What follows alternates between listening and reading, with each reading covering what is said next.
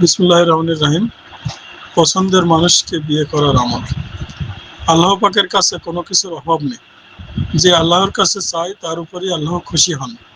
তার কল্যাণ যখন হবে তখনই সেটা দান করেন। সৎ মনে আপনি যদি আল্লাহ পাকের কাছে আপনার জীবনের অর্ধেক দিন পূর্ণ করতে চান, বিয়ে করার জন্য আল্লাহ পাকের কাছে আমল করতে চান, তাহলে আল্লাহ পাক অবশ্যই আপনাদের মনের আশা পূরণ করবেন। তবে মনে রাখতে হবে, বিয়ে পবিত্র সম্পর্ক। বিয়ের আগে অবাধ মেলামেশা, কথা বলা, দেখা করা এসব করে এই পবিত্র সম্পর্ককে অপবিত্র করবেন না। অধিকাংশ প্রেমের বিয়ে টেকে না বেশি দিন, কারণ তাদের এই পবিত্র সম্পর্কটার শুরু অপবিত্রতা দিয়ে। এর জন্য বিয়ের মতো পবিত্র সম্পর্ক কখনো কালিমা লেপন করবেন না। আর বিয়ে আল্লাহর দেয়া নিয়ামত। এই পবিত্র বিয়ের আগে আপনার কোনো অবৈধ সম্পর্ক স্থাপন, অন্যের আমানতের খেয়ানত করা হয়।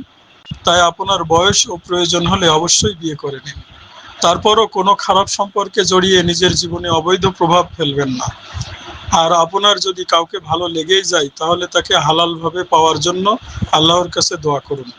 এক্ষেত্রে আল্লাহর শেখানো দোয়াটাই বেশি বেশি পড়া উচিত।